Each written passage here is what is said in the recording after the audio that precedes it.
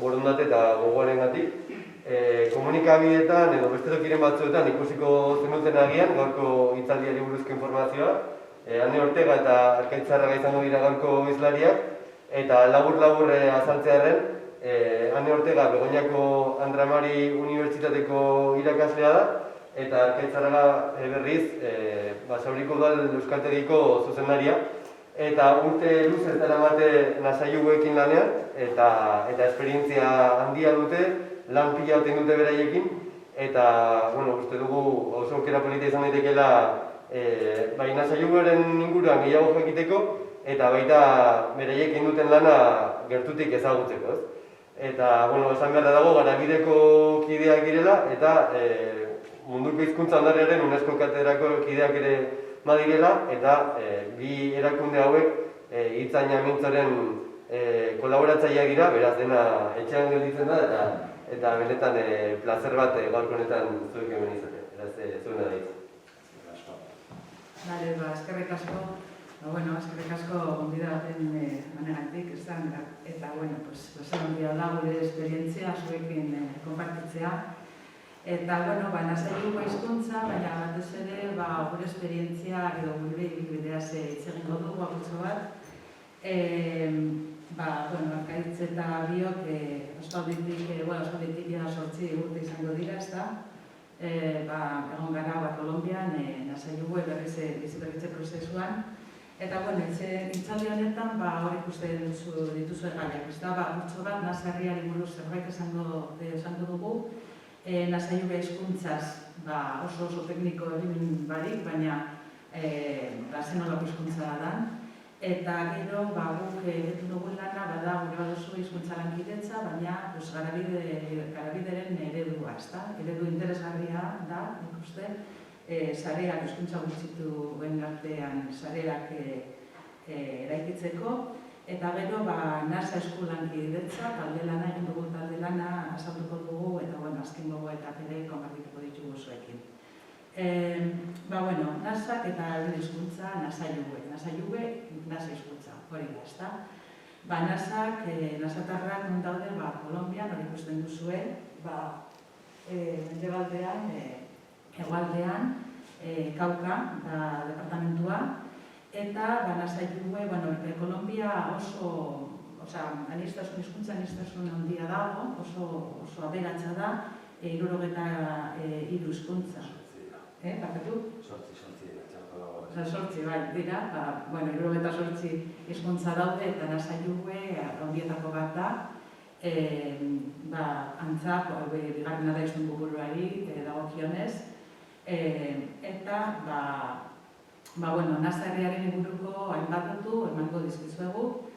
Da izan da urteak, mendean, zabalkuntza handia jasan duen herri bat, eta baina beti erresistentzia bat jarri dau, beti identitate zentzu oso haikin, ez dut esango ez dakigu, baina desde luego identitate handia gorde dute. Handeetara baztertuak izan dira, eta euren lurralde neurri handi baten galdu dute. Euren lurraldea berreskuratzeko borrokan egon dira azken mendean, eta neurri handi baten berreskuratu dute. Eta euren lurralde hauetan autonomia apur bat badago. Oso antolakuntza soziopolitikarako gaitasun handia dute, eta hor daukate KRIK, Consejo Regional Indígena del Cauca, oso erakunde oso potentea da, eta antolatzen hainbat borroka antolatu dituzte, bortizkedian murgiltuta, herri hau egon da, paramilitaren egon dira hor, egon da Farkek eta hainbat gerrillako mugimenduak egon dira, eta indigenak hor egon dira gure baduzue erdi-erdian, euren nortasuna edo euren lurraldean defendatzen, baina azkenengo urtean azken urteotan, hainbat nasa dituzte jaen edo azken... Hor gertatu dena izan da, hor FARC eta ejerzituaren arteko gatazkagune izan da, eta bake prozesuarekin jarri zen, nolabait guk ere ikusi genuen.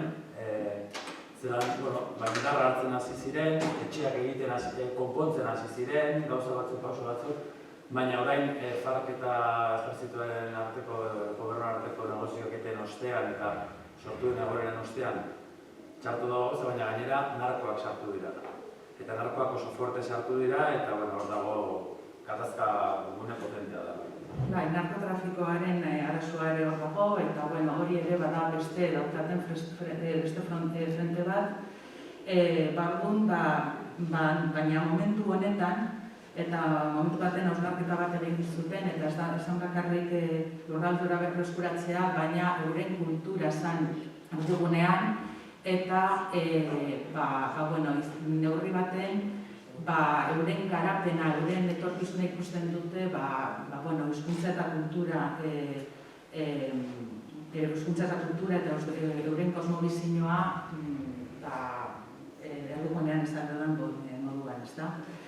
Orduan, kriken lanari esker, esan bezala, autonomia euren erresguardoetan, autonomia badago eta eskun batzuk badute lurraldearen zaintza, eta orain egingo errutxo bat horregaz, hezkuntza neurri baten, hezkuntza sistema bada eskola espainola, baina eskumena dute euren hezkuntza sistema egiteko eta egiten ari dira, osasuna neurri baten eta justizia. Justizia indigena, hau da, euren asuntoetan edo euren lurraldean gertatzen dana, posibila da, nasik eurek epaitzea. Hemen ikusten duguna da autoritate bat, emakume hori autoritatea da pertsona komunitateak aukeratzen du nor izango den herrialde edo herri horretako autoritatea, eta emakume asko daude, ez bakarrik gizonezkoak, eta horre dago barra erabiltzen dutena makila, hori da momentu guztietan erabili behar dutena. Hemen argazki honetan ikusten dizuena, hori da guarda indigena, ez da, kiue teknak. Eta horiek dira, euren lurraldeak defendatzen duten pertsona. Komunitateek aukeratzen dituzte, entrenamentu luzea izaten dituzte, izaten dute pertsona hauek, umetan hasten dira askotan, eta hau oso interesgarria izan da, eta guretzat oso hundigarria egia esan zen, euren planteamendu bada resistentzia oso aktiboa, baina baketsua. Orduan erabakia zen armak ez erabiltzea, eta ikusten duzuen moduan bakila erabiltzen dute, eta guk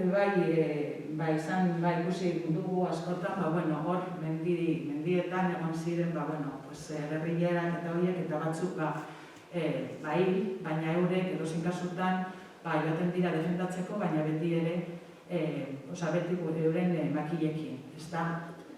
Eta, hor izango duke, euren nasari buruz. Hizkuntzai buruz, ofiziala da, baina euren lurraldeetan, baina hori izenaz, gero babesarik gabe. Egoera soziolinguistikoa, printzipioz pentsatzen ez da erreza jakitea, baina uneko 30-40 izango dira hiztunak, orduan, baina, egia esan, leku batzutan, iaia hizkuntza desagertu da, baina beste leku batzutan, eguneko 80 izan daitezke hiztunak. Orduan, bizibiltasun, maila oso ezberdina da, segun gauden. Belaunaldi arteko transmisioa eten zan, neurri handi baten, baina azken 15 urteotan biziberritze prozesu oso potentearen ondorioz, hau ere errukberatzen da gutxo bat.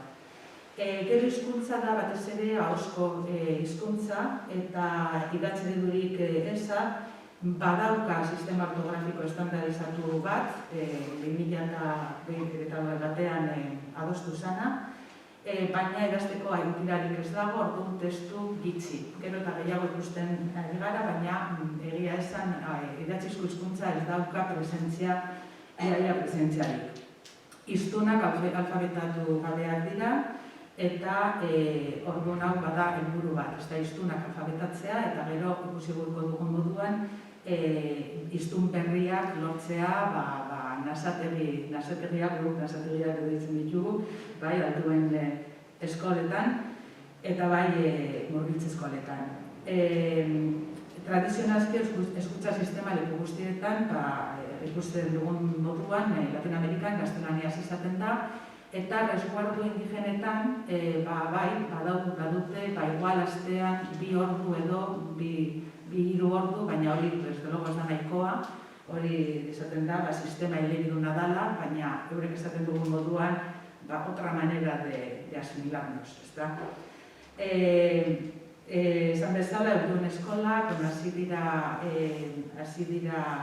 ugaritzen, hiztunak dira, hautatzen dituzten irakasleak dira hiztunak, baina inongo formaziorik, eta hori da, momentu honetan, hizkuntzaren egoera.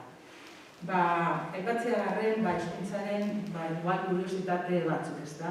Nazaiugue hizkuntzaren ezaugarri batzuk, baina entzungo dugu Ze soinu daukan.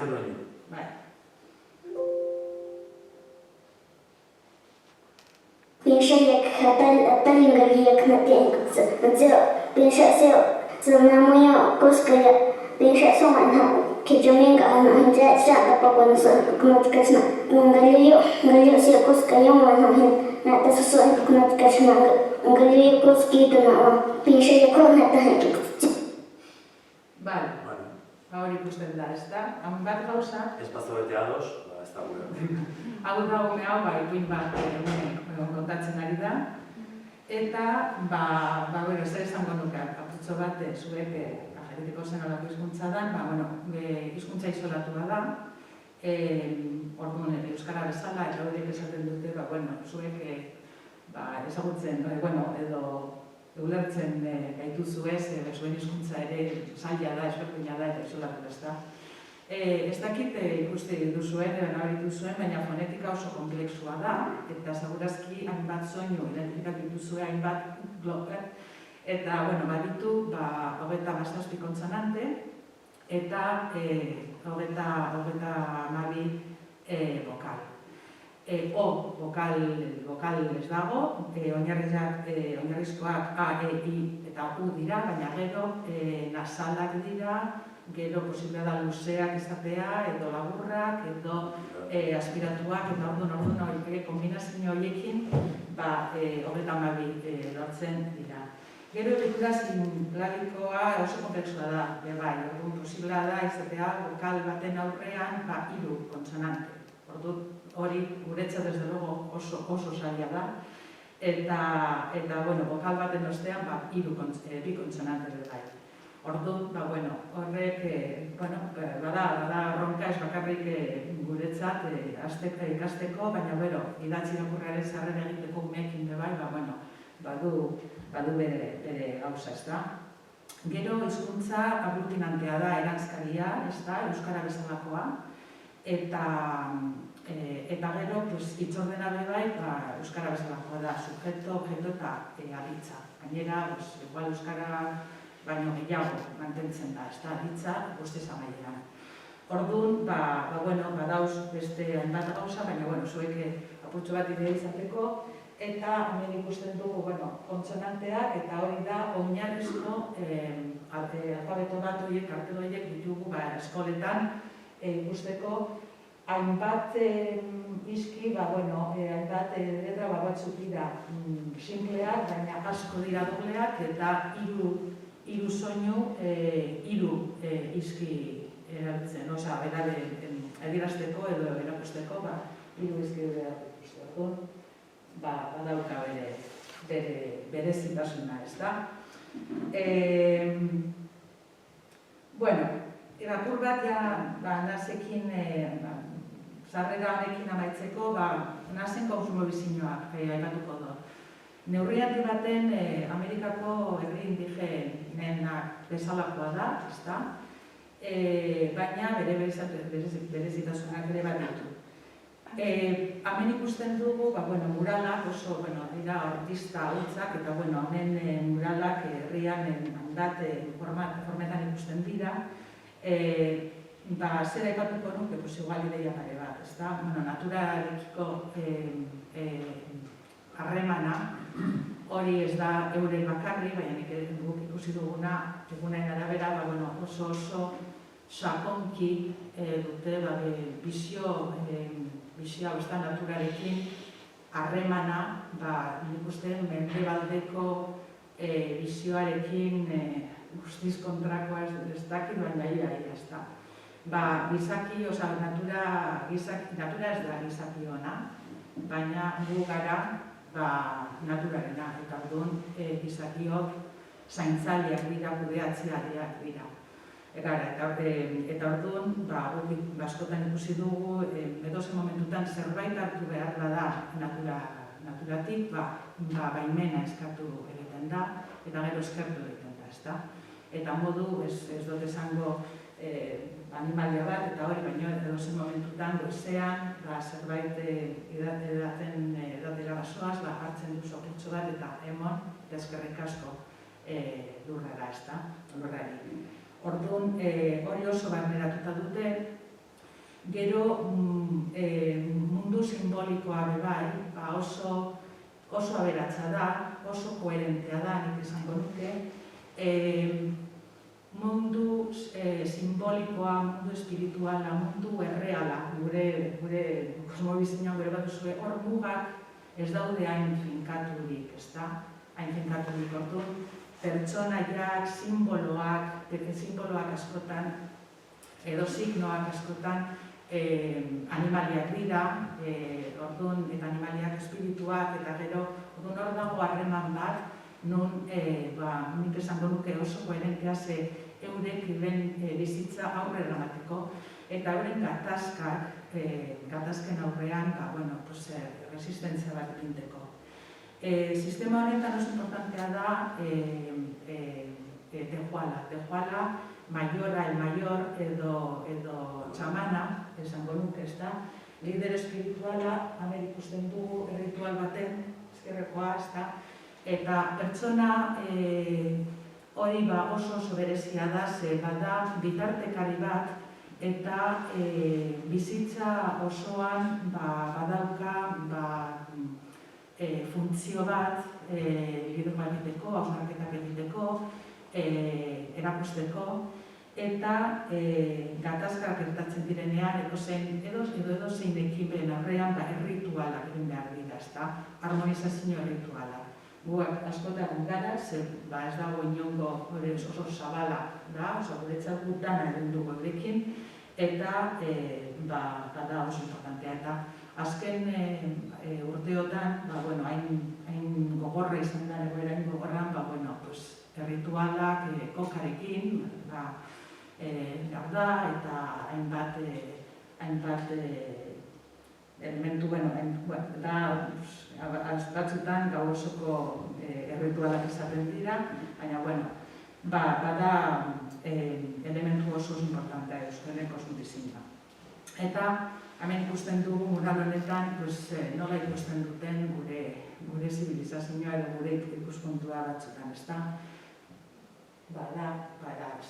Beste kontu bada, guk eurek ez dute ikusten, mendebaldean ikusten duten eredua ez dute, ez dakit, eredu moduan ikusten, ez da eurentzat eta euren garapenean ez da bakarrik kultura hizkuntza, baina nahi duten eredu propio egitea, eure kosmobizioaren arabera, ez da.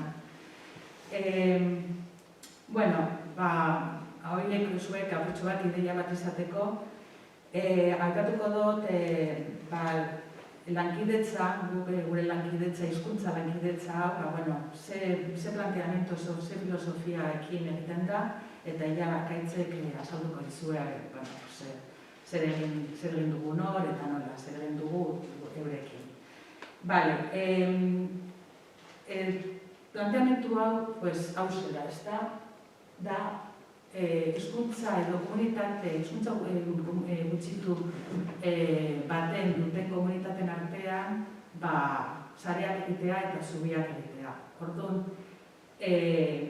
hemen asuntoak hitzklabea da partekatzea, baina hemen ez da zenbat diru.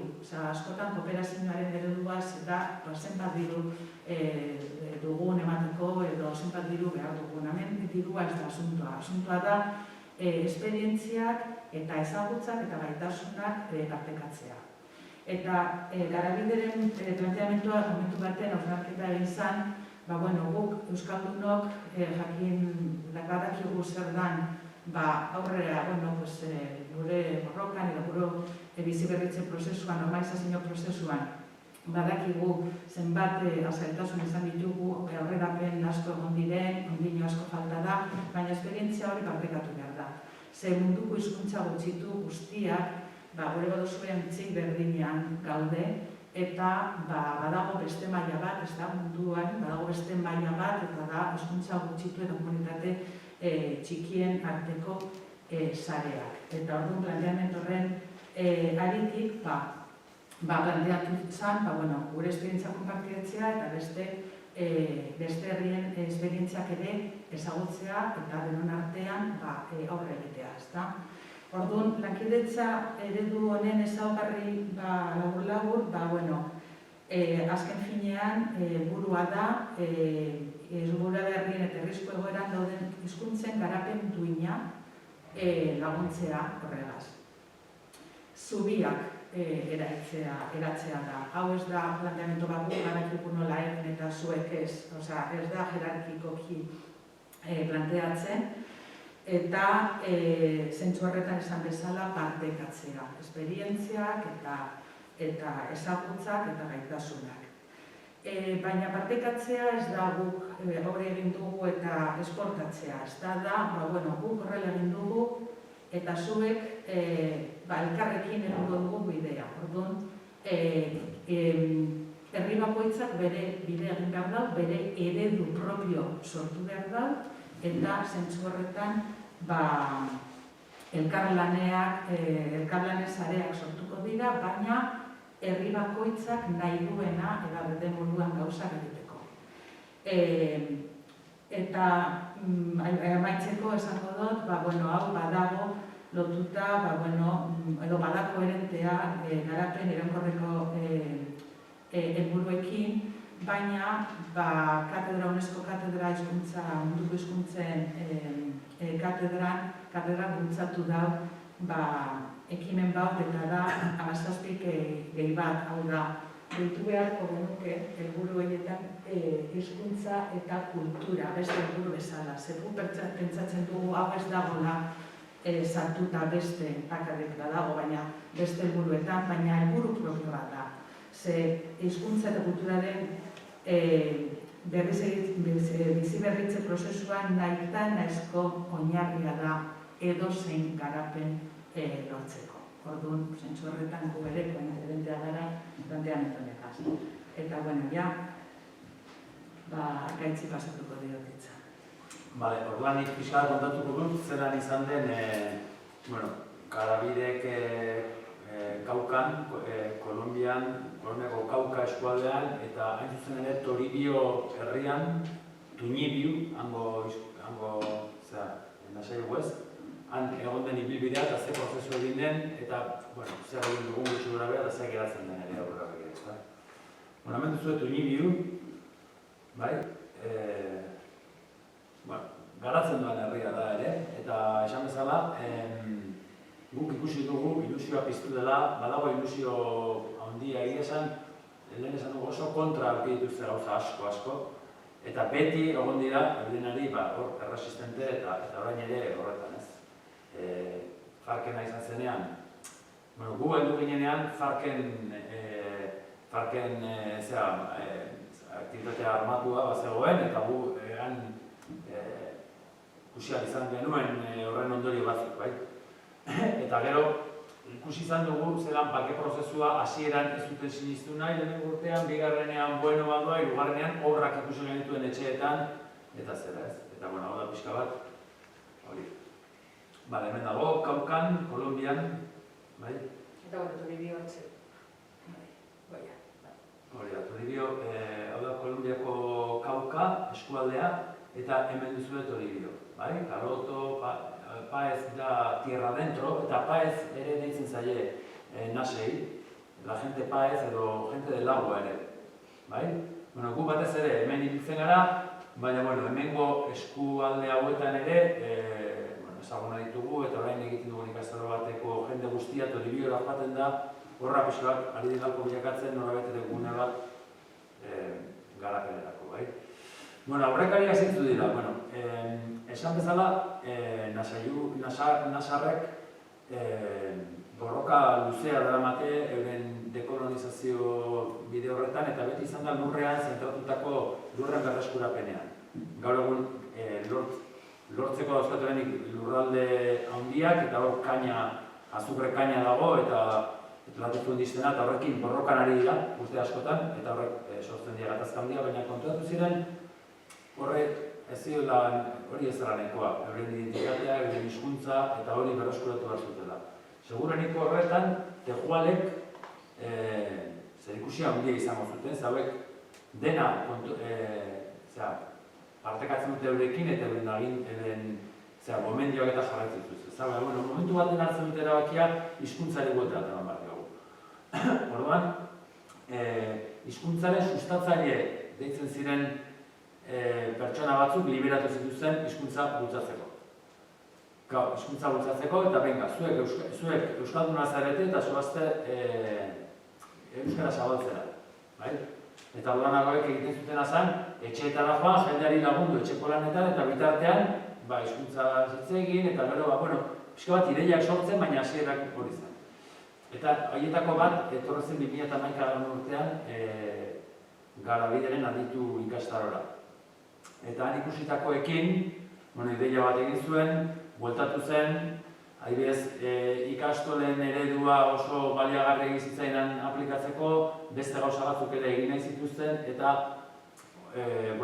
lortu zen 2011 eta 2012an Garabide eta Kriken baitan dagoen Azin erakundearen Azin erakundeak zeuzkan ari batzuk, lurra lantzekoak, ezagize baina, eta bazen Nasailugue aria, bai? Eta Nasailugue ari horretan liberatu zituzten promotoreak. Eta horiekin lankidetza egin zen, nolabait ere, elkarkidetza batean, prozesua pixka bat bultzatu zitekean.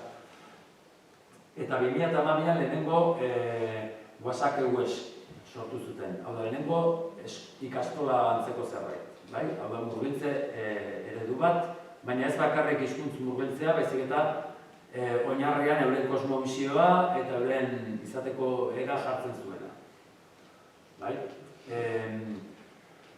Hasi ziren 7 umerekin, eta esan behar dugu eskola bakarra zen, eta gaur egun 200 ikasle inguru dabiltza bako 4 eskoletan. Jada 4 eskola zabaldu dituzte, eta zer. Eta orduan ere, hasi ziren lehen helduen eskolak sortzen. Baina promotorek eurek egiten zuten ez dena, eurek ematen zituzten eskolak ere, eta ikasleak joaten ziren, baina eurek hiztunak izan bai, baina benetan ez duten formazio handirik, edo ez egiten oso ondo zelan irakutsi, zer irakatsi, hori da ez. Eta orduan,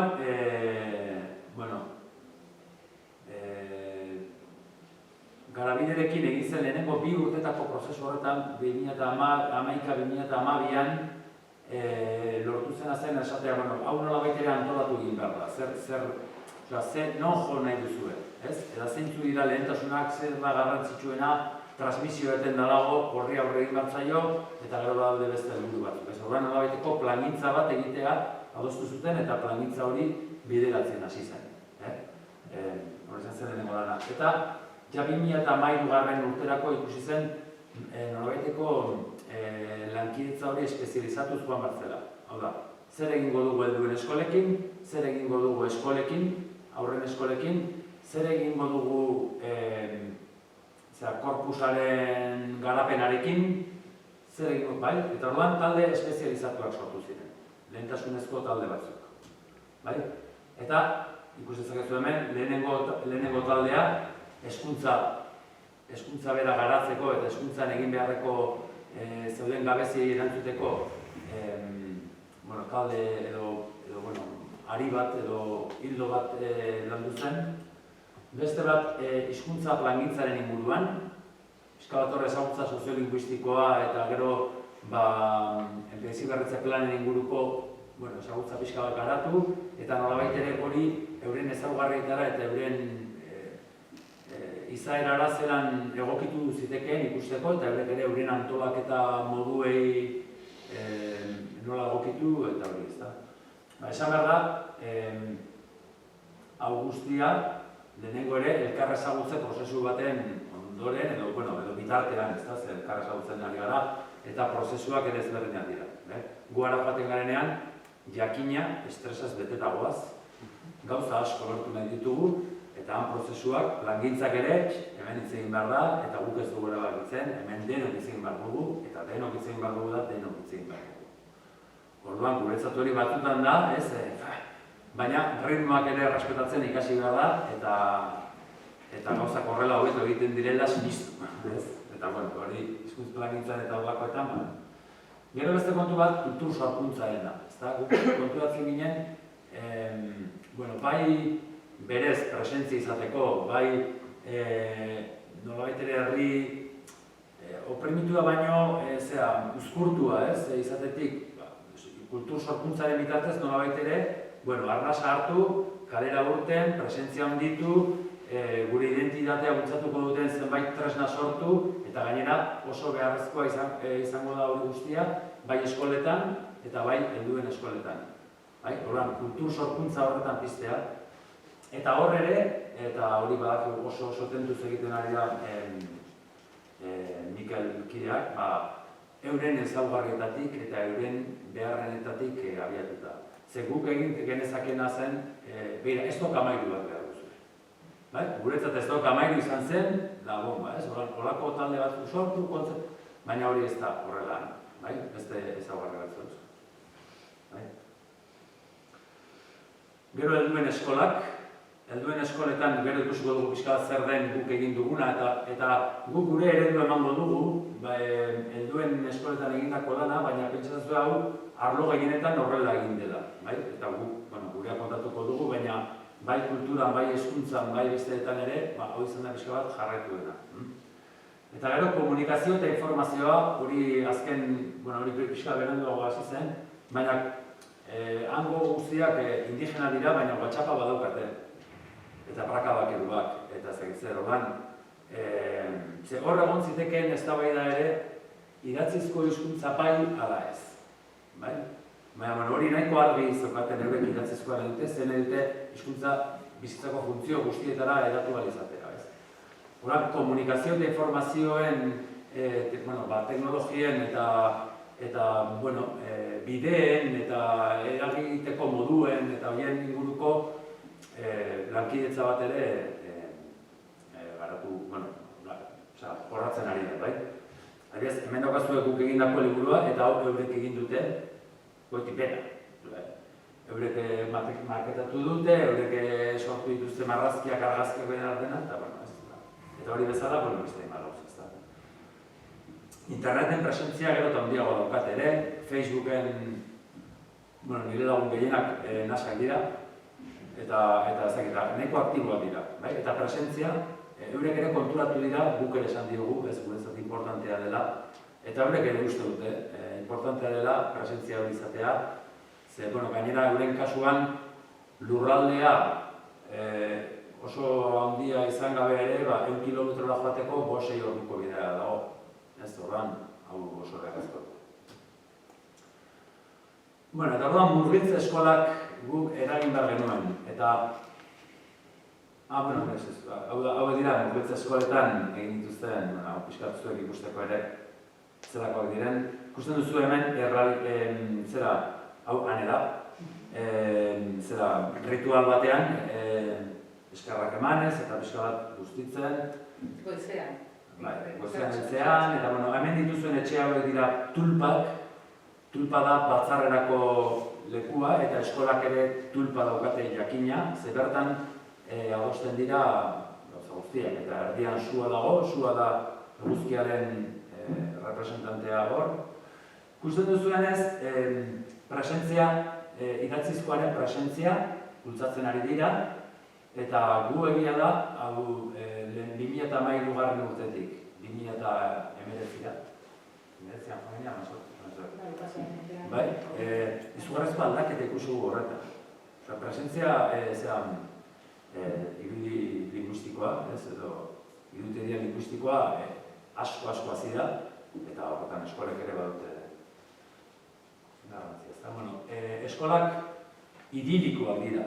Orain hemen eskola libreak eta dauden garaianetan, hau benetan da oso eredu propioa da eta oso bereziak, oso leku ikusgarriak.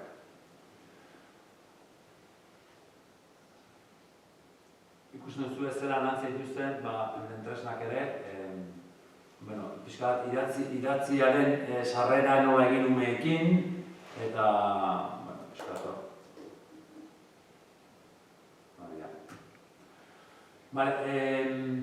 Orduan, helduen euskalduntza zabetatzean, lehenengo izan zen, hauek zer behar dute, edo zer da guk eskaini dezakeguna hemen, eta zein da aurkitu genuen egoera. Ikaslea interes handia zegoen, gero eta interes handiagoa, eta ikusten genuen gainera, hizkuntza edo txarto hitz egin, edo oso ondo gutxi hitz egiten zuten batzuek, edo hizkuntza transmititu ez dieten askok, bazutela gogoan nasa sentitzeko eta nasa moduan hizkuntza bera elementu garrantzitsu moduan hartzen zuten. Orduan bazegoen nolabaiteko harrotasunaren azte bat, ezta?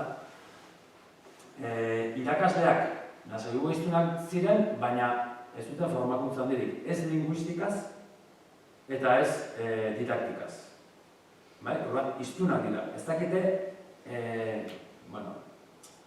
dakite oso ondo zelan irakutsi, ez linguistikoki ez pedagogikoki.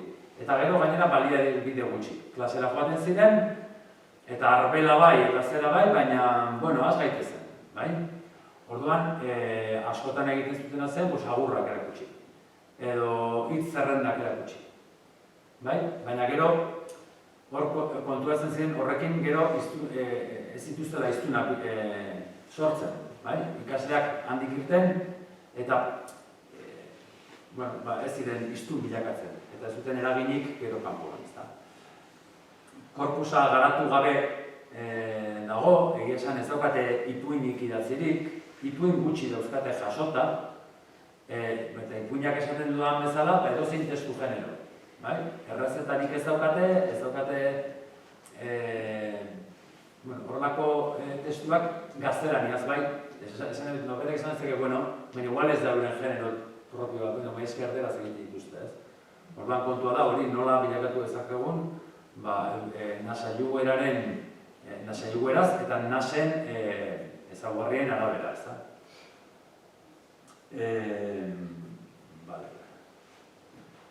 Eta eurek ere esan zuten, ez dakigu zer irakatsi, agurrak irakasten ari gara, animalien iztegiak, koloreak, abestiak, baina gero zer, ez da? Eta ez dago metodologia bat, ez dakigu nola jarraitu, hor ikusi honen hauek behar dutena da, metodologia bat eurentzat egokia izan daitekena. Esan edut, eta honekin nahiko nuke izaldi sorta honetan kokatu, ze garrantzitsua den metodologia batekin asmatzea biziberritze prozesu oso baten baitan.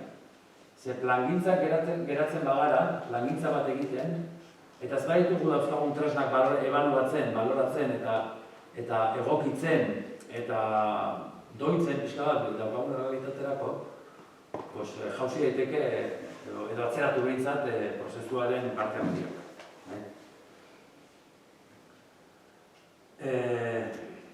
Gure hasierako galderak ziren zei bide proposatuko diogu. Nola, formakuntza jasotzeaz batera, sortu behar dugu zerbait. Ezin diogu hemen izugarrizko txapa pedagogikoak eman, edo ezin ditugu hemen 10 pertsona ezi honetan. Egin behar duguna da, prozesu bat abiatu, eta sortu ahala joan ezten eta garatzen, ezta? Zein ikuspegi didaktiko hartuko dugu? Eta izan behar dugu ikuspegi didaktiko bat, baliagarria eta egokia eurentzat, orduan.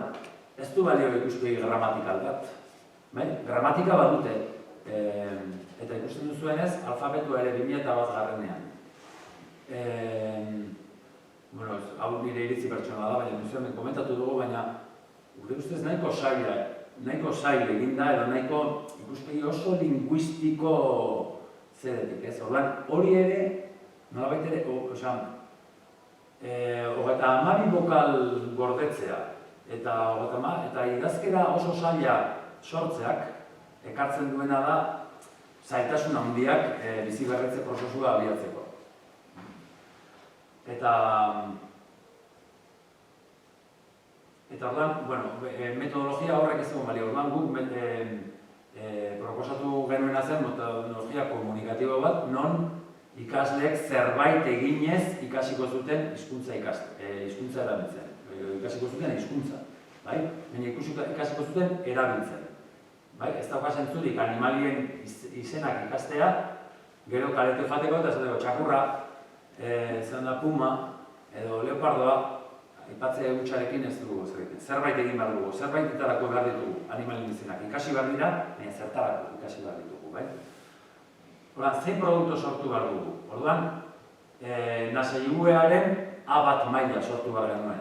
Nolabait ere gurera ekarreta. Eta egia da, guk Europako referentzi markuko deskriptoreak erabili ditugu, batez ere ez dakit ezautzen zuen eta pedagogia munduetan edo ortoidetikan arituak zaiten, baina Europako referentzi markoa da erreferentziazko marko bat. Eta orduan, erreferentziazko horrek esan du aplikatu dezakegula edozein errealitatera. Eta orduan guzan, hemen badaude tresna batzu, deskribatzeko zertarako gai den ikaslea ikasprozesuaren maila bakoitzean. Orduan, ikusi itzagun hauek eta aplika itzagun zuen errealitatera. Eta horren arabera joango gara garatzen lehen urratsak. Eta A1 maila horrela egin dugu. Pixka bat deskriptore horiek hartu, komentatu eurekin, landu, hitz egin, eztabaidatu, adostu, eta ikusi zer izan zitekeen. Gero ikasmaterialak behar dituzte. Orduan, ikasmaterialak sortu behar zituzten. Eta hori, emaitza horintxe jauzi den hori da. Eta beste, hori eta horrekin batera doazen beste gauza batzu. Eta gero hori da, baliabideak, audioak, bideoak, ze, klaro, hemen ikusten duzue, hau esan daiteke, zuek egin duzuena da, hemen liburu tipiko bat. Eta ez hori euskarri bada, baina benetan guk ahozkoan zentratutako ikasprozesua bideratzea komeni zaiela, edo horrek ere esan zuten, ez? Hori ikusten genuen. Eta idatzizkoa, apurka-apurka joango da esartzen eta sartzen eta esartzen, eta baina batez ere ahozkoa da. Orduan, audiovisualak eta audioak ere asko sortu dira, eta batez ere irakaslearen liburua. Gero irakaslearentzat gida oso importantea da.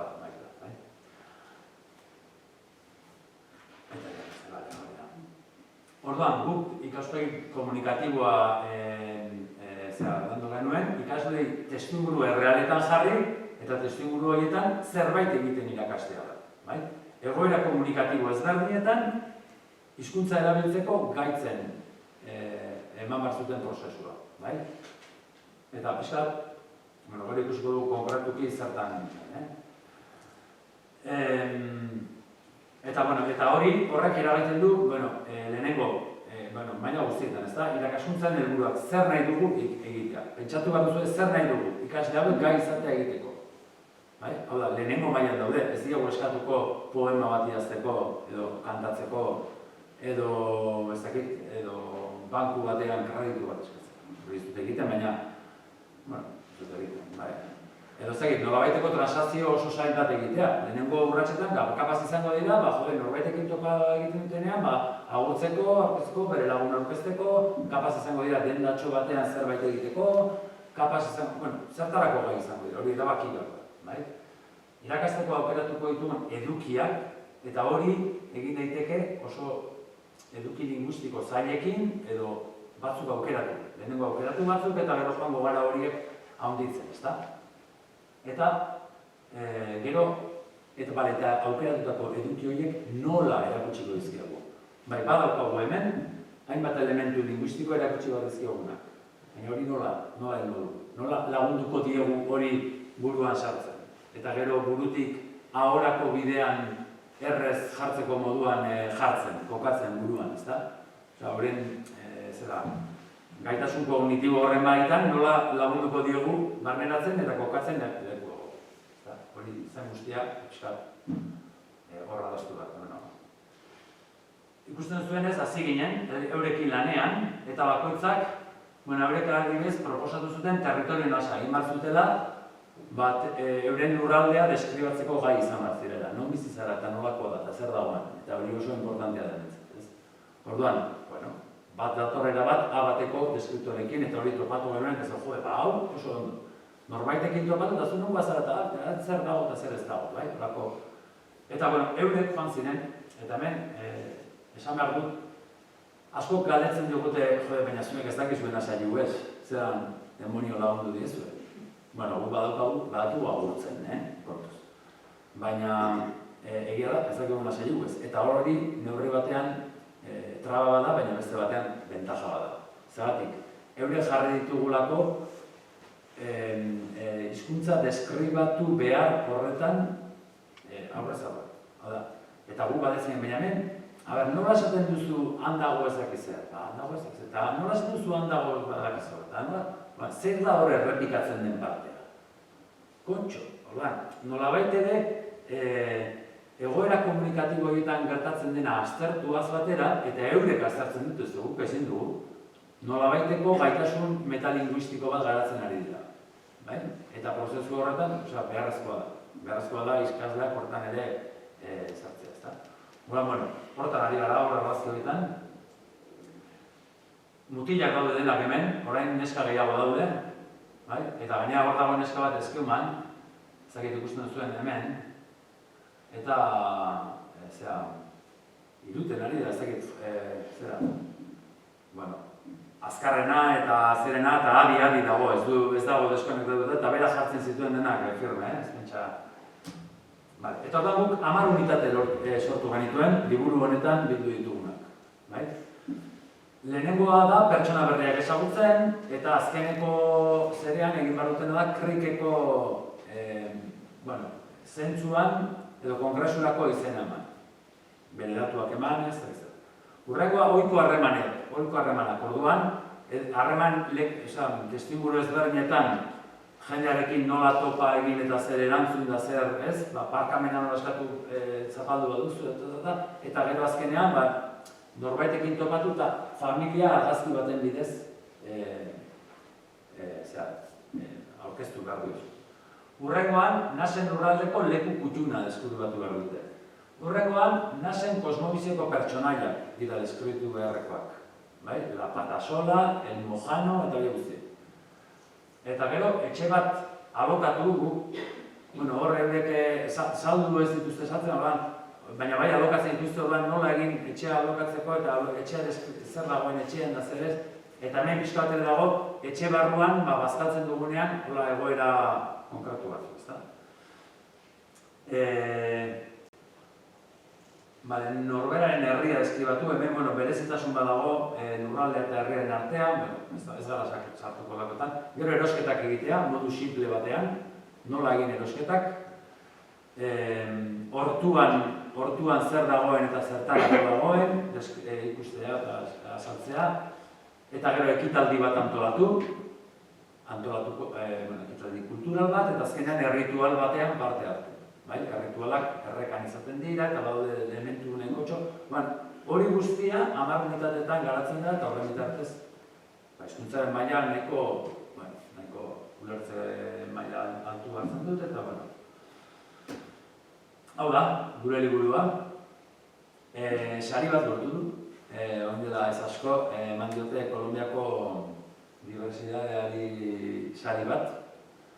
Oso sari importante omen da, baina 1.200 euro baino ez dira, eta hauen 1000 lehen publikazioak 3000 balio izan du, ez da oso ekarpena handia, baina onarpena bai eta gure inklustoan indarra eman die, eta pozik dut.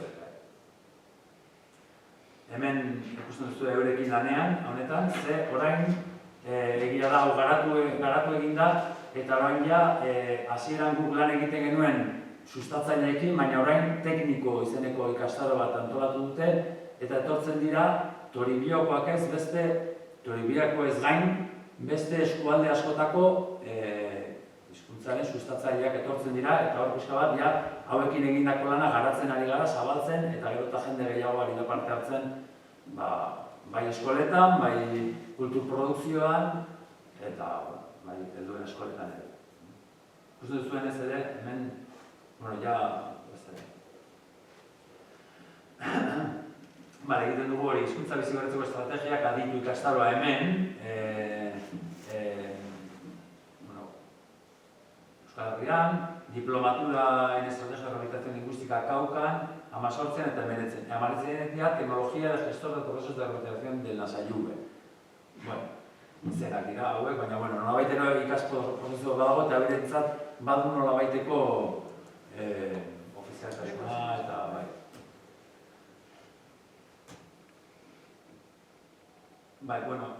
Zera, gure prozesuetan eurek egitea, guxeatzen gara eurek egitea, eurek aurkeztea, hortan ere ikasi duguan, ezta? Talde lanean, niki horiek ez ditugu elkarri, baina guk ere badauzkagu, niki urdin horiek. Ezak, denbora zelan gabitzen?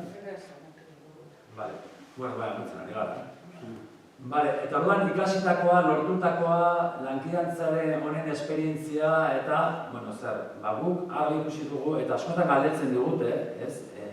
Ustedes, su lengua, está en la universidad. Y en cualquier tema que ustedes pueden hablar de lo que sea, pues sí. ¿Y su cosmovisión cómo la tienen? Eta, ez, hortan kale. Eta orduan, hori izaten da guztero bat, baina gero egia da gu desikasi egin behar dugula, eta horrek ikasketa pertsonala mundia eskatzen du, ez? Gu joaten gara horra, ni naiz ez maila daukada nik eta doktoren noseke eta ez eziko, eta nik esango dizut hau zelan egin, gainera zu indigena alfabetatu gabea eta ez egitzea. Baina ez asko daukago ikasteko, desikasi behar dugu eta egokitu eta horrek balio handia du. Irakasleak gero eta autonomoagoak dira, eta konturatzen ari gara, orain, eta galean, pandemia hau etorri zaigu horretarako, ez da? Gu ezin gara joan, internet bidez konektatzen gara, baina internet ere, segunetan, badabile du ez, eta gero, egia da batzuetan komunikazioa, bai hizkeraren aldetik, eta bai, ohitura kultural askorengatik, zaila dela, ez? Horrela askoz gehiago. Botatzen ditugu gauzak ez dakit oso ondo hartu didan edo ez, eta batzuekin konfiantza daukagu, ez? Baina beste batzuekin, hau dago. Nasak eta Euskaldun ekipo ona gara, hori ere konprobatu dugu, bai? Besteekin ere seguro, maiekin eta beste, bai? Guk aldaketak ikusi ditugu herrian, 7 urtean aldaketa, 7-5 urtean aldaketa handiak ikusi ditugu. Eta hori argi dago herri gogoa bat dela, ez gogoa handia daukate, behar izan daukate, oso zapalduta daude eta honek bizia ematen dira. Promotoreak, ikasleak eta komunitateak ahaldundu dira. Eta adibidez, anekdota bat kontatzearen gure lehenengo urtean eurek zaukaten futbito talde bat eta esan genien. Eta joango gara parte ikustea, eta ze oiukatzen duzu animatzeko eta baina oiukatu beharko duzu zerbait, animatzeko eta gainera nasailu ez, eta bain genuen euren himnoa salmuizko editzen zen, eta atletikoaren antzeko zerbait bakatu den. Baina eta orduan, zerako arrotasunez ateratzen ziren, baina gotxaz aldi berean, partiduan da, salmuizko, ni nan jun jau, irabaziko dugu edako zerbait. Eta orduan, eta horien artean, eta joan ziren ikusten. Eta hori, gaur egun ja, oso ohikoa da. Herri horretako plazan, nasailu hitz egiten da, eta jartzen dituzte. Eta guan gara merkatu batean, azkeneko urtean, dena zegoen nasailu ez. eta mikrotik 80 nasailu bezala. Gurea baino askoz ere despliega handiagoa egia esan zentzu horretan. Eta hien garapena eta euren eredua da egiten ari direna. Gurea baino potenteagoa gauza askotan, beste batzutan igual ez daukagun jende prestatua, ez? Baina, egia ere da, jende prestatu hori, kosmobizioa, ez? Beste kosmobizio batetik zetorrela. Hizkuntza erdigunean jartzearen garrantzia kontziente dira.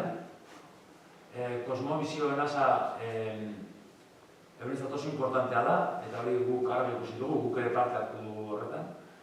Identitatea, motivazioa, horiek dira eure dauzkaten indarguneak, igual hortan guk ere ikasteko daukagu, eduki genuen, non daukagu, ze guk erakusten dira lehenengo gauza da esatea, helduen eskolak edo nasategiak biziberritze prozesuaren motore bat izan behar dira. Hori da guk erakusten genuen lehenengo edo komentatzen genuen lehenengo gauza.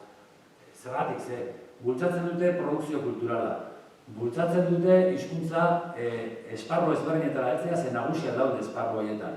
Bultzatzen dute korpusaren garapen bat.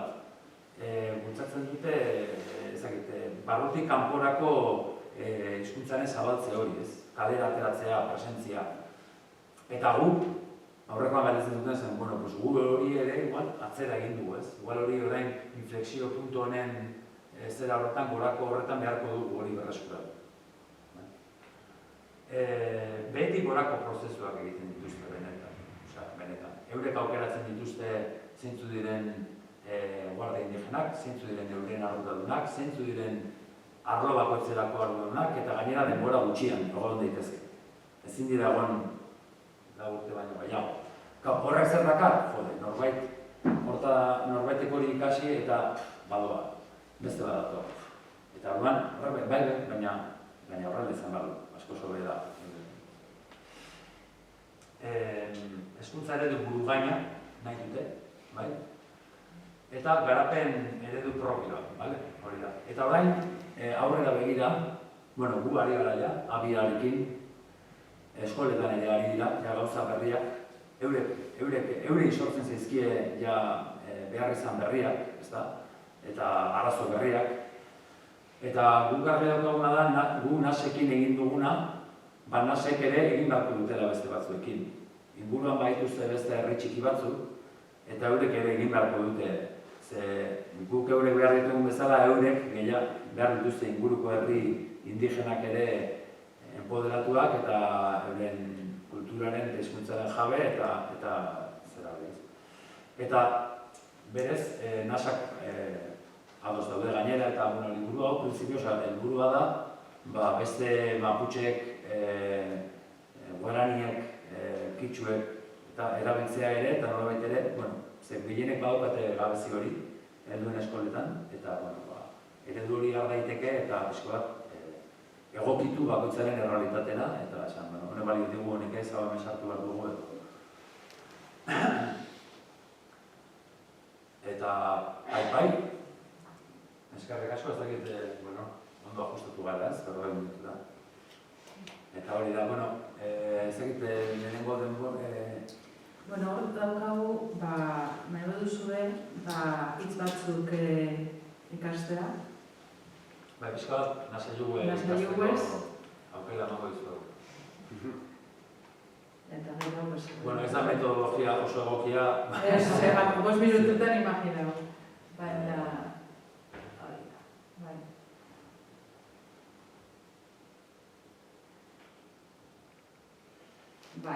pentsatu duguna, igual pentsatu dugu, igual agurrak eta esatea izena bakoitzak bere izena, ikastea, neko erraz izango da, baina horretarako izenak behar dituko, ezta?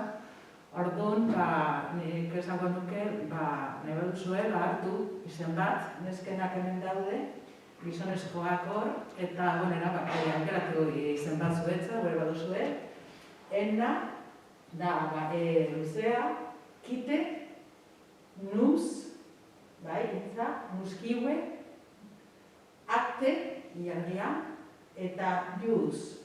jutz, firauz esaia, ez da? Eta gizonezkoa nek, sek, kuerguala da arkaitz. Ze arkaitz izan zuen, eta zure izena zer da, bueno, pues piedra grande, roca grande, kuerguala, ja, izena hori da. Eta horrela naiz.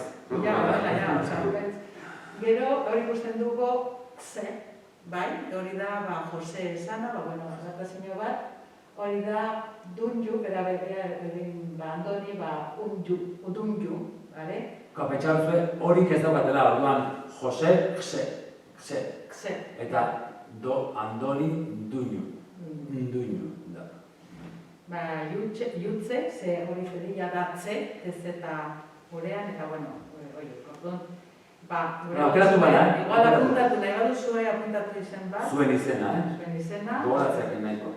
Bai, eta, bueno, izango duzu eta gari piliko dugu berriro. Orduan, hor daude, agurra, ezta? Errezena, eutxa, ezta? Eutxa. Bai, hori da, kaixo, eutxa. Baina gero, nahi baduzue ja, bigarren maila, hori da, makoapet, hori da, emakumentzat, makoapet, eta magoapet. Magoapet gizonen entzat, eta hori normalean, eskuak eta hori momentu honetan eskuak ez. Makoapet da neskentzat eta plurala. Plurala bai, baina bai. Gero, izena emateko, da izena eta jazet, bale? Jazet. Te hori, te, jazet. Gero, posiblea izatea, ni, eta ordu neske, esaten dugu, uka, nire izena nazailu ez, enna da, argia, ezta? Eta uka, ena jazet. Baina gizonezkoek esaten dute, anja, sek edo kuerguala jazet. Bale? Ikusten duzu hemen uka hori interrupta bada, eta egiten dute. Uka, guk oso txartu egiten dugu, baina, hori ikusten duzu, eutxa. Orduan eutxa ez dugu dutu, baina ena jazet. Eutxa, kuerguala jazet. Ondo, una. Gero, hori ikusten duzue, nasa, ni naiz nasa, nasat, edo baskut, euskalduna, baskut. Baskut, jazat. Eta nahi baduzue, ni, euskalduna naz, bordo nik uka, baskut. Bale? Basu? Atxa, baskut. Bale, eskerrik asko, errezena da, bai, gure baduzue. Eta, gero, agur esateko, hau da, ipini dut, zekaro, gero esateko ez da, hain beste izki ikusita, putxunjau. Putxunjau da, urrengorarte edo ikusiko gaituk, esan, bale? Putxunjau eta besteak esan behar txinjau. Bale? Bueno, guk txinjau esaten dugu, auskalo gero txinjau hori zelan egiten duten, Putxunjau, edo beto da ez ikustea dira, orduan ez da, pentsatu gendu, baina igual ez da gira, hartzen badugu bakoitzak izen bat, ez da? Hartu izen bat gure bat duzu eta egin beste pertsonaekin, animatzen da zarete, eta ipin igual izena, hartzeko. Bestea, jarri. Bale, izena bat duzu, hori hartu, eta, guaziko gara, eta gero egin, ez da, animatzen zaretenak, eutxa, makuepet, uka, ene jazet. Eutxa, ena. Atxa, kuerguala jazet. Kuerguala. Uka, baskut. Uka, baskut, también. Super bai? Vale. Eta, pues, putxunjau. Txinjau. Bueno, besterik ez da, bai? Baina bintzat, hau adibidez, egin genuen jolas bat eurekin euskara ikasteko. Eta egia esan, gu hemen ez gara kapaz hori egiteko, baina elkar eragin hori irakaslearekin, zelan eurek ikasi, zelan gero errepikarazi bestea, flipatzen zuten. Horretzat zan, eta zelan ikasi dugu euskera, dira batean. Eta jarri ziren ikaslearen lekuan, eta konturatu ziren, elkar eragin horrek pizten dituela, euren hipotesiak, ez dakiz bakin hortaz guztiaz asko hausnartuta, eta esan. Ez dakit animeno, esan dugu tren bat animatzeko, nahi badu, baten nahi badu zuen artean egin. Ez, baina, edo. Ez, bueno, bueno, hori ikusten oso eta hori izan da. Gero, gu, joan gara laburtzen ze, genekien denbora murritzua, baina norbaitek nahiko balu ikusi pixka bat gehiago, ez dakit, bai hizkuntzaren inguruko ezaugarriak edo didaktikari begira egin dugun lana, pixka bat zeri begiratu diogun eta nola egin dugun lana eta ze prozesu egin dugun, informazioa eskatzea duzko eta horren galderak egin ez.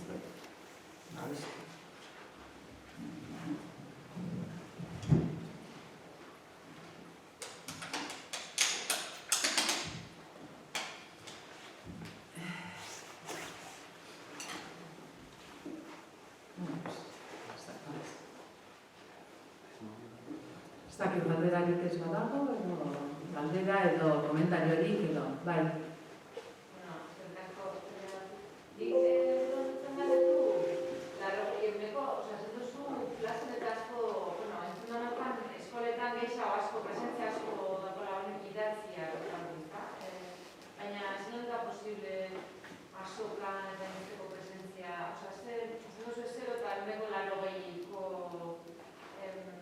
Erabilera dagoela, herrietan, zueko bezaren horriko dekutuan, zelan da posible hainbeste erabilerak egizte goraka dugu?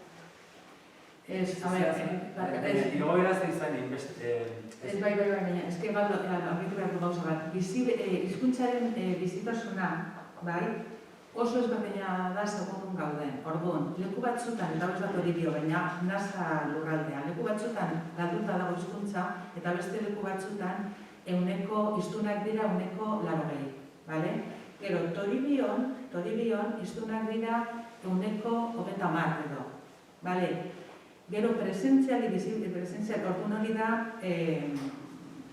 Toribion, hemen gure bizi berritze prozesuan ez ginean antzekoa gehiago daunekoa, ezta? Baina hizkuntza esan duela 8 urte adibidez, hizkuntza esan entzuten kalean. Hiztunek ez zuten, merkatuan eta ez zuten, beren artean, baina baju edo gaztelaneaz beste pertsona bat da. Autogorroto kontu bada, edo ez autogorroto, baina autogorroto zentzu osoan, baina bada norabaiteko lotxa ere nasa moduan agertzera, edo indigena naiz, analfabetoa, ez gutxiegitasun sentimendu horren zera da, eta horri buelta bat diote. Baina nolabait ere orain... Nasa iztunak dira. Erabiltzen dutenak orain, dira iztunak zirenak, baina... Alfabeetatu berriak ordanetari dago, edo... Bai, ikasle gutxi daude berriak oraindik hiztun izan daitezkeena, baina badaude ikasi dutenak, promotoren artean ere badaude. Ez ikasi dutenak, orduan horiek ere, eta gero jendeak azkenan ikustea albokoak ikasi nahi dutela, norberak ere ateratzen du, ez? Eta bueno, ez dakit, baina hasieran igual, esango nuke, jendea ez dela, ez? Harritu egiten zen guk esaten genuenean, ez, etorre gara nasailugea bultzatzea eta ez, etorre zen ez zertara, nasailugea, eta, bazen pixka bat hori, ez? Eta gerora ja, jendea, sí, yo hablo nasailug, mi madre hablaba nasailug, no sé qué, solo hablaba nasailug, ez? Eta orduan, hori, arrotasun hori agartu da. Eskola murgiltzeren du bat diren? Batzuk, gehienak ez, Bai, ez. Eskuratu dut, berreun ikasle horiek batik gehiena. Berreun ikasle horiek daude une honetan eta 12 urtera arteko eskolak dira. Jakina, umeak daude ardini ezberdinetakoak elkarrekin. Baina garai batean 7rekin hasi ziren eta 200 ikasle daude matrikulatuak une honetan. Hiztunak dira, umeak dira oraindik, bai? Baina badira, eta ezagitzen neurri arte hori ezin dut esan, baina egia dena da, hiztun zirenak agertu dira. Hiztun moduan kalean ere, ez? Edo nolabaitera hori atera dute. Prozesua da oso laburra ondino. Pentsatu, gure, gu hasi ginean eurekin, eta hori izan, duen eskolen hasiera, 8 urte, 9 urte, eta igual Norbeltz eskola beste urte gehiago. Orduan ondino, bidea laburra da. Baina bide honean eta oso Egia da, gurasoen artean adibidez, badago beldurtxo bat, eskola horietatik gero zerrako duten eta gu esaten diogu, gurean ere beldur bera zegoen, baina gero gehienak unibertsitatera heldu gara eta gainera gure nortasun propioa garatuta daukago, eta besteok ez. Horrek asko dago ondino eurek asmatzeko, aurretze bide asko izango dituzte eta eurek asmatu beharko dute.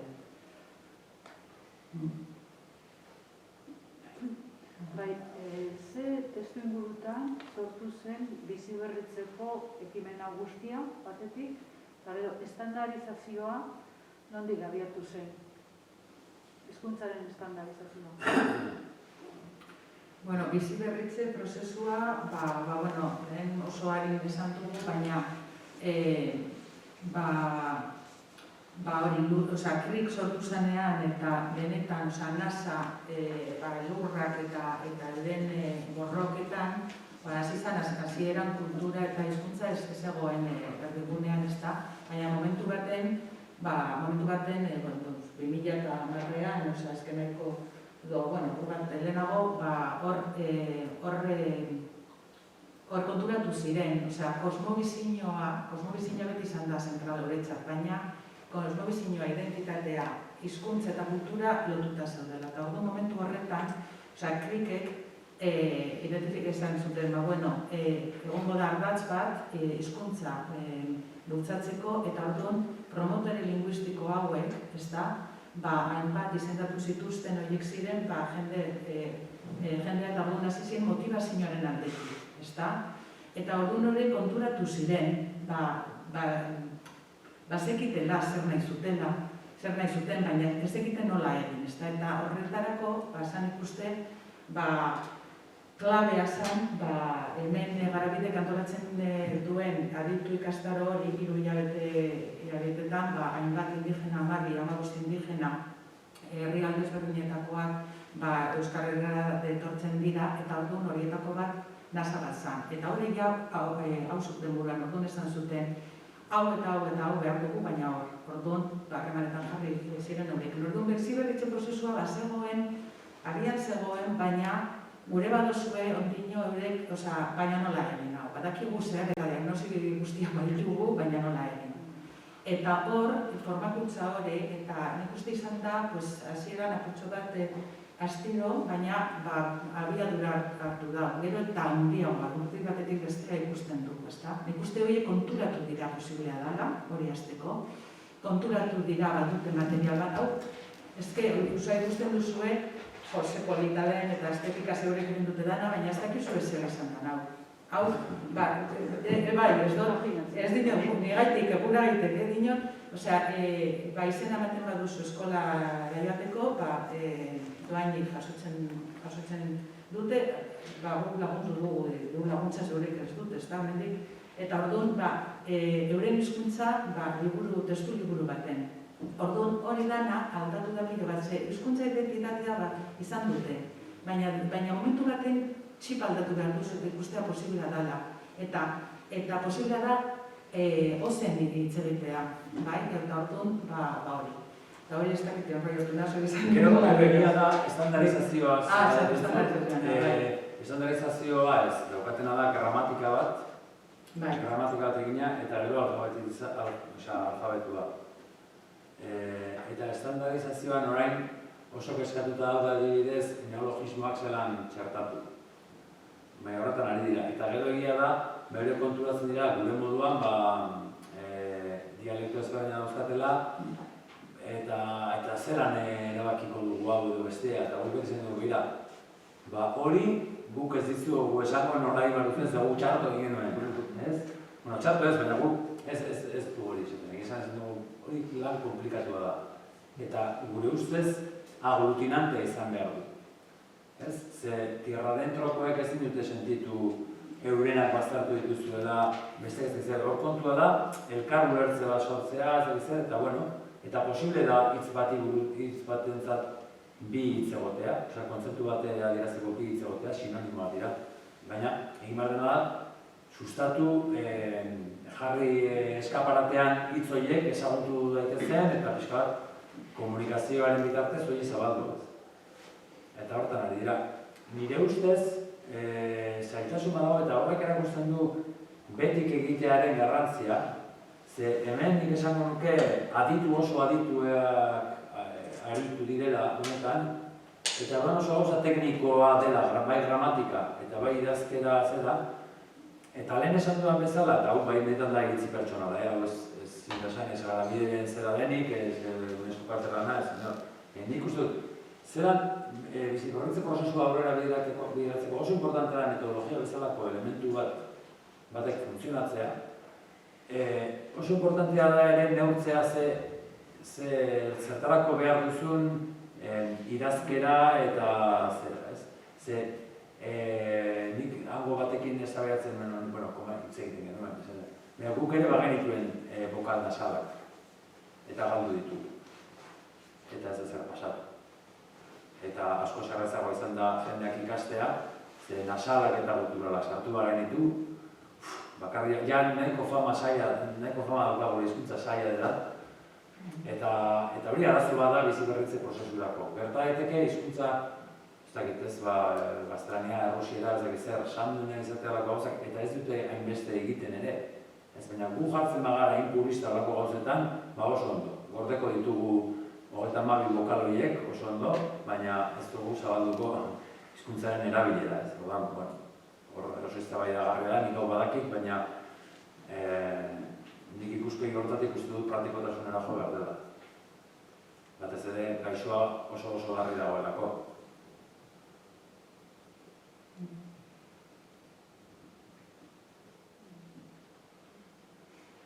Eta esan duzu, normalean prozesu hauek betikorakoak izaten direla, baina goitik berako zerbait badago, ez dakit, Kolonbiako Errepublikaren partetik, edo beste erakunde batzuen partetik, badago borondaterik, laguntzarik, edo...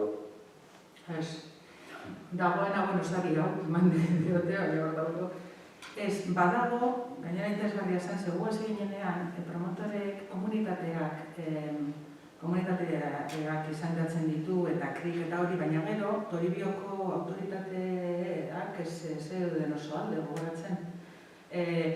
Orduan, baina momentu honetan, egia da hori ideala da, ez da orduan egon ginen, lanean, horko promotorekin eta tokiko pertsonarekin, baina herriko autoritateak, hau da, kabildoko alkatea eta ez zuten oso argi ikusten asunto hau, gainera, ia beste kolonizazio bat izango dan, eta hori da. Orduan hor, batzutan beheko bekizu ez da, betikorako prozesuek, hobere dute. Momentu honetan, uste bat etorri dira, baina herri mailan, herria edo kabildo edo herria dute, baina Kolonbiako, izenean, konfidenzialtasuna dago, baina ez dago inongo laguntzarik, inongo babesarik. Ez pentsa gara, horrein sari hau eman dietea adibidez, eta bada esango betxoa, ala diversidad, ez dakit zer, ezagutu dute hau eta beste hiru proiektu bat itxu hormutuen ez dakit zer, eta baina gero, egia da, herrialdea matxakatuta dagoela, eta hortan hizkuntzari badoa ez. Eta gobernuak ez du inolako zerarik.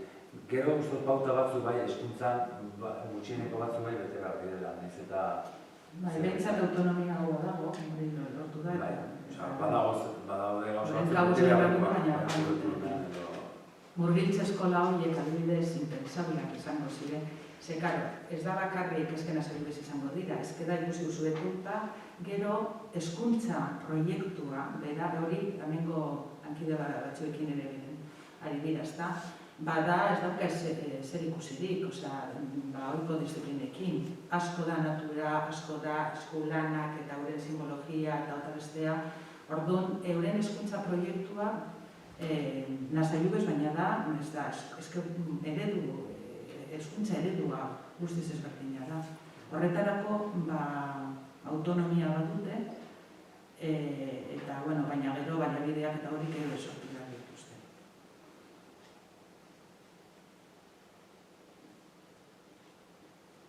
Orduan, eta murgiltze eskola egiten estatuak ez du gero laguntzarik ematen, edo zera publikoak dira, baina estatuak ez du... Komunitatearenak dira, eske publikoaren hor bestean. Hori, komunitatea. Bai, komunitateak sortu ditu eta diru laguntza jasot. Eske, egia zen nik ere dut oso ondo ulertzen zen, baina hor badaude bi administrazio. Eta jasotzen dute, hori dezakit oso hori, administrazio indigenaren diru laguntza jasoko dute eta babesa. Baina gero bestetik ez, estatuarena ez. Eta, hor badago arazo bat ekonomikoa ere hori jarraitzeko, eta, bosotan ere ari dira. Guk hitz egin dugu kilometroak eta lako inguruz ere da. Hezkuntza proiektu horretan, adibidez, gure disiplinak ere, matematika eta biologia, eta hezkuntza eta eman egiten da, baina euren moduan, adibidez matematika eta zenbakiak edo beste modu baten dituzte. Orduan, ez da, eta gainera momentuz aurre hezkuntza eta lehen hezkuntzako mailak daude. Bai, pasatu zaizkigu anekdota politiak adibidez, ikusteko ikuspegi ezberdinen naiz. Behin ari ginen nintzen esplikatzen ikasteko ama, aita, semea, alaba, osaba, eta arbola generosiko bat egin, zuk hartzen duzu zure izen ardian, da orduan deskribatzen duzu albokoari, da nire aita, eta nire ama, deitzen da arantza, eta bestea zegizzer ere, eta bestea kopiatzen du. Eta etorra zitzen da nabako batean gizon bat isili. Ez da betamen arberak ez. Eta esan zian, perdone, es que esto es para ustedes, para nosotros la familia es así. Eta horrela izan da, pues claro, esto lo tienen que introducir ustedes en su... O sea, esto tienen que introducirlo, evidentemente. Si ustedes lo ven así, esto lo tienen que hacer de esta manera. Eta hau kontatzen nion kide batian, Kolombiako neska batan dagoena, eta esaten zen, eta bera umeekin lan egiten dut, esaten zen, nik behin planteatu nien, dibújeme a la familia, a ver cómo es. Apizkatu zu genero bortizkeriaren ikuspegi da, zan ere arazo hori larria da. Eta batek pintatu zuen, arbola bat, txakurra, ezakizer, kinor, eta etxe kanpoko zera guztiak. Eta ahora me ay, qué bien has pintado. Pero ahora píntame a la familia, y dice, no, señorita, es que esta es mi familia, pero usted todavía no lo entiende. Eta badaukate beste puntu, baina hori ume batek esan dizu. Usted todavía no lo entiende. Bada, horrek planteatzen dizu ez da, nik desikasi dut zer oso gutxi. Askoz gehiago daukat desikasteko ez.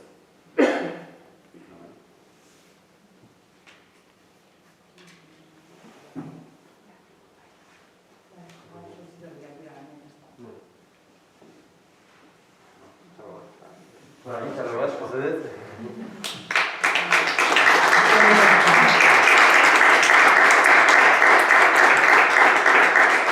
Eskerrik asko benetan etortzeagatik. Segurenik sentsazio berdinarekin gelditu zarete, baina oso saio interesgarri izan da ez, eta asko ikasteko aukera izan dugu. Beraz, eskerrik asko benetan saiatzeagatik, hainbeste saiatzeagatik eta hainbeste transmititzeagatik. Gogoratu, hurrengo hitzaldia urtarrileko 21 izango dela, eta anitzaken txanda izango da, ez dakit gogoan duzen, baina anitzak 2016an egin zen topaketa bat izan zen, Gasteizko hizkuntza aniztasuna topaketat egiteko, eta aurten COVID-a dela eta beste formatu batean egiten ari dira, hizkuntza komunitatekari dira biltzen Gasteizen, eta horko laburpentxo bat edo teaser moduko bat egingo dugu, Ruben Sánchez koordinatzailearekin batera, eta bueno, polita izango da baita gure hirian dagoen aniztasun hori ezagutzeko, eta Oian Ederren eta guren bi ekimenen inguruan ere hitz egin dizuegu. Ahozkeraren laborategia izenekoa dago, mahai inguru bat eta gero 3 saio trinko, eta horretaz aparte komunitateak eta bizi eredu berriak ehonduz, hori ere izena emateko aukera dago bietan, bai oianeder.eusen laborategia eta bestea uu.eusen, beraz animatzen zaituztegu izena ematera, eta eskerrik asko berriro ere zuei etortzeagatik, eta zuei gure gonbidapena hona hartzeagatik, eta uste dut joan baino lehen gauza bat inkesta bete behar dugula, beraz ez joan, eta momentu batean azkar beteko dugu inkestari, bale?